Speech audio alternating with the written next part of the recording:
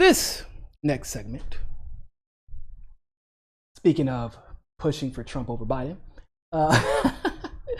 Joe Rogan got a lot of heat because recent interview with Eric Weinstein, he said that I like Trump more than Biden. I would vote for him over Biden, and goes on to give his explanation. Pretty damn good explanation, to be completely honest with you, but we're going to talk about it. Take a look. This is the real issue with the Democratic Party. They've essentially made us all morons. Yeah. With this Joe Biden thing. They really have. They you made us all imagine? morons. Who do we need? I mean, I can't vote for that guy. I can't vote for him. I can't vote for him. I can't vote for Trump. I'd rather vote for Trump than him. I don't think he could handle anything. I mean, you're relying entirely on his cabinet. Like, if you want to talk about an individual leader that can communicate, he can't do that. And we don't even know what the he's going to be like after a year in office. The pressure of being the president of the United States is something that no one has ever prepared for. Right. The only one who seems to be fine with it is Trump, oddly enough. I mean, he doesn't seem to be aging at all or in any sort of decline. You know, Obama, like, almost immediately started looking older. Well, Joe Rogan got a lot of heat for that. And to be honest with you, I'm sure he expected it. I mean, the man got heat. It was weird, right? He got heat and attacked for endorsing Bernie. And then they were like, shh. Then he gets attacked for saying, I don't like Biden. But you notice how in all of the responses to him, all the rebuttals, Mehdi Hassan being one of them, they don't actually say what Joe Rogan was wrong about referencing Biden. Like, what was he wrong about? He said the Democratic Party has made us all stupid by pushing Joe Biden.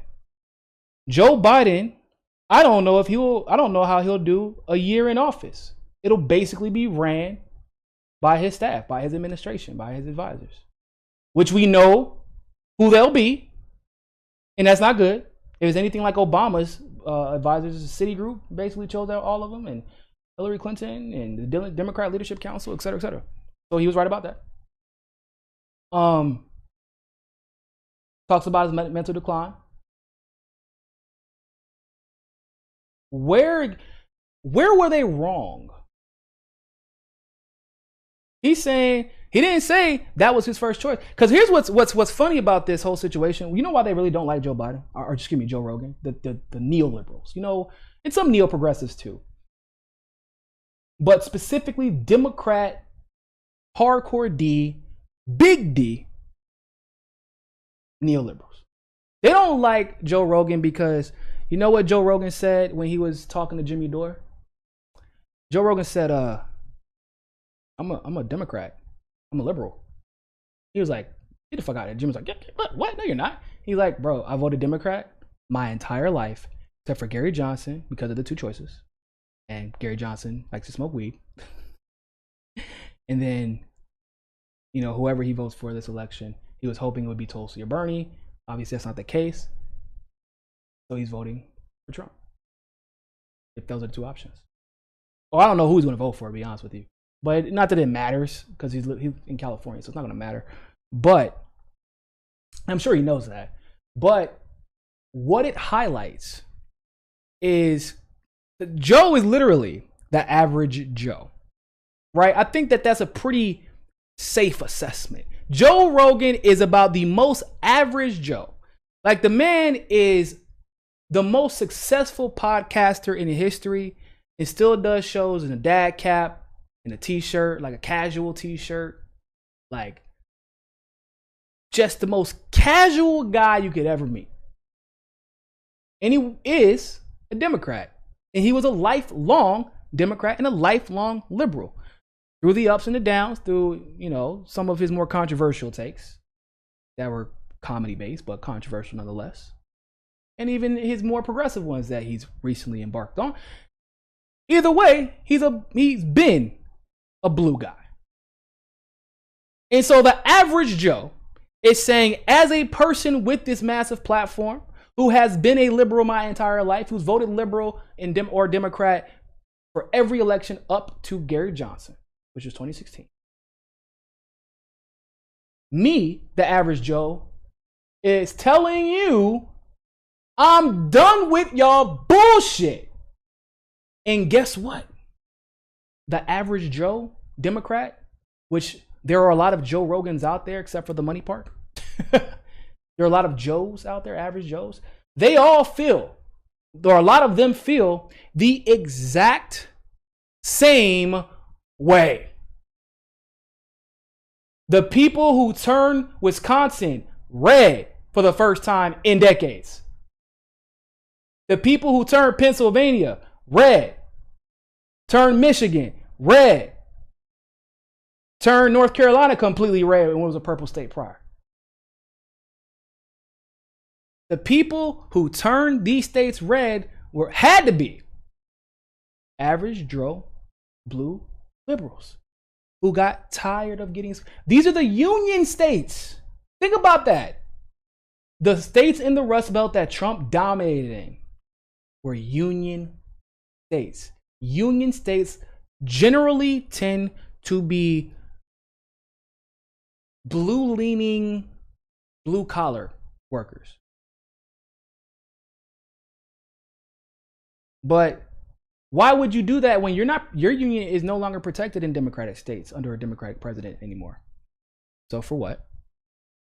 We've seen, like, what do you think that the unions got the shaft with these trade deals too? Because you were basically you're almost bypassing a lot of the protections that are like built in, like the point of you having a union, certain pay in certain fields, guarantee of work, guarantee of certain, you know what I'm saying? Like guaranteed a job, guaranteed if you go from this city or this state to doing the same job in another state, you might still be able to be under the same, like all that type of stuff was guaranteed. And then NAFTA came through. So these are blue, and these are average Joes working since they were in high school, went straight to work. This is all I know, and I've voted Democrat my whole life, but I'm tired of y'all bullshit. That is what Joe Rogan represents, and that is why they hate him so much. And they hate when he talks. Joe Rogan is not the smartest guy, especially when it comes to politics. He's a listener. He listens and internalizes, listens and internalizes, and listens and even for him, who I would say he has above average knowledge when it comes to politics, but not like, he's not like up there. And for him to come up with such a salient analysis on why Joe Biden is just such a horrible pick, and how many other average Joes listen to him, how many other quote unquote average Joe podcasters are out there saying the same thing. Joe Rogan is just like, he's emblematic of the changing of the tide that we are seeing. And Democrats despise him for it. Because everything he said about Joe, instead of calling Joe Rogan, instead of once again addressing the points that Joe Rogan made, what do you see the responses? He's a sexist, he's a racist, he's an enabler of white supremacy, etc., etc., etc. What the fuck is Joe Rogan then? Anita Hill? Segregation? Like, or excuse me, not Joe Rogan, Joe Biden. What is Joe Biden at that point? Every ad hominem attack you can use disingenuously against Joe Rogan, I could definitely use against Biden. So you might as well address the substance. Oh, you don't want to address the substance because you're worried that Joe Rogan is correct. And you're worried that he is more representative of the popular opinion than you want to give him credit for, and that you want him to be accredited with. And you know that if you don't try and stomp this out now, there will be way too many people who begin to echo those sentiments and believe it. So what you do is you try and crush him, you belittle him, you denigrate him, you attack his character, you send out the signal, what I call the bat signal, political bat signal.